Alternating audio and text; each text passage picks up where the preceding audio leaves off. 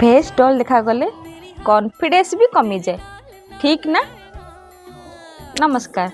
अनेक लोग expensive product किनती किंतु बेसिक स्किन केयर को मिस करती। स्किन को डेली केयर दरकार, ओवर केयर नुह।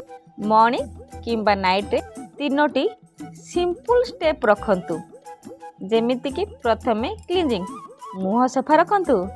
सेकेंड हैला टोन, स्किन को काम किंबा फ्रेश रखंतु।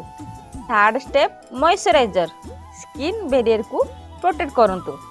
एलोवेरा जेल भली जेंटल नेचुरल ऑप्शन केते लोगों को सूट कर पारे, किंतु सबु स्किन सेम नुहे। चिंग बर्निंग आउ एक्ने बढ़िले स्टॉप करंतु। ग्लो पाई sleep, hydration, protein food, vegetable रे आउ स्ट्रेस कंट्रोल बा बहुत इंपोर्टेंट। स्किन को ब्लेम करंतुनी, केयर करंतु। आउ अधिक टिप्स पाई फॉलो करंतु। आउ जहार एमती किसी स्किन प्रॉब्लम ताको भी शेयर करंतु। Thank you.